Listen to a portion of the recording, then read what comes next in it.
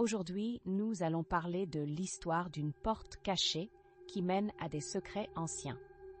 C'est un témoignage de Thomas L., un jeune homme de 27 ans, passionné par l'architecture ancienne et le paranormal. C'est lors d'une de mes explorations urbaines dans ma ville natale, Lyon, au début de l'année 2022, que j'ai vécu une expérience à la fois étrange et troublante. En me promenant dans les ruelles étroites du vieux Lyon, je suis tombée sur une porte délabrée. Elle était ornée de carvings complexes, mais elle demeurait totalement ignorée par les passants. Bien que la plupart des gens ne la remarquaient même pas, j'avais l'impression d'être attirée par elle, comme si elle m'appelait. Intriguée, j'ai tenté de l'ouvrir. La poignée était froide et rouillée, mais elle a tourné sans opposer de résistance. J'ai poussé la porte et une odeur de moisi et de poussière m'a immédiatement envahie. À l'intérieur, j'ai découvert un petit hall sombre, tapissé de vieux papier peint à fleurs fanées, et un grand miroir qui reflétait une lumière étrange. En m'approchant, j'ai remarqué que l'image dans le miroir n'était pas la mienne, mais celle d'une pièce entièrement différente. Un salon assez luxueux aux murs ornés de portraits anciens. L'excitation s'est rapidement transformée en une peur sourde. Je me suis rendu compte que la pièce que je voyais à travers le miroir ne semblait pas avoir de porte d'entrée ni de sortie.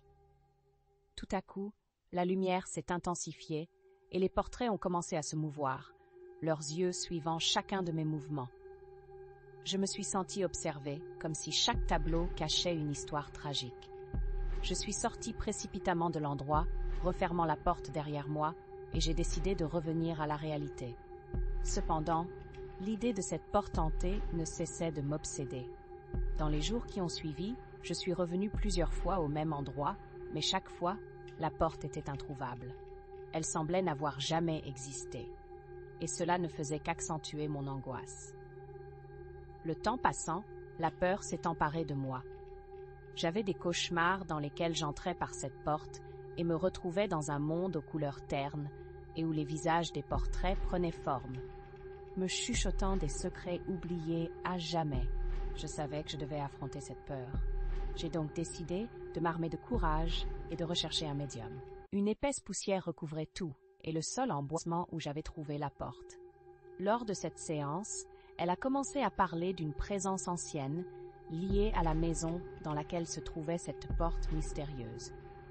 L'esprit de la maison, disait-elle, était lié à la perte d'une femme qui avait disparu dans la pièce que j'avais vue dans le miroir.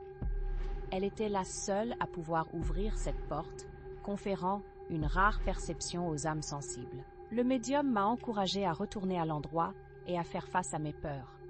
Cette fois, je n'étais pas seule. Accompagnée d'elle, nous avons cherché cette porte pendant des heures, mais elle restait introuvable. J'étais prêt à abandonner quand, soudain, un changement d'air nous a frappés au moment où le soleil se couchait. La porte est apparue lentement, comme si elle avait toujours été là, mais cachée à tout le monde. La lumière de la fin de journée semblait la rendre plus réelle que jamais. Avec une profonde inspiration, nous avons ouvert la porte ensemble. À l'intérieur, j'ai vu le même hall sombre, mais cette fois, quelque chose était différent.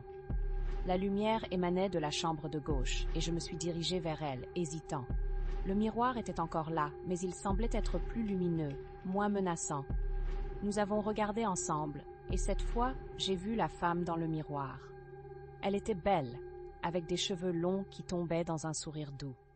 Elle a commencé à faire signe, comme si elle m'invitait à la suivre. Je savais que c'était un rêve devenu réalité, ou plutôt un ancien cauchemar devenu rêve. Alors que je me tournais vers le médium, elle avait disparu. La pièce autour de nous était calme, et la tension s'était dissipée.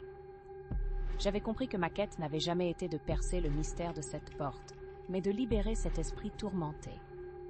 J'ai finalement quitté la maison, le cœur léger, sachant que j'avais fait quelque chose d'important. La porte n'était plus qu'un symbole de ce que j'avais traversé, alors que je faisais mes adieux à la femme qui méritait enfin la paix. Cette expérience m'a changée à jamais. Bien que je ne puisse pas expliquer pourquoi moi seule pouvais voir cette porte, une part de moi se sentait réconfortée de savoir qu'il y a des mystères que tout le monde n'a pas besoin de comprendre. Parfois, il suffit de donner une voix à ceux qui ont été réduits au silence.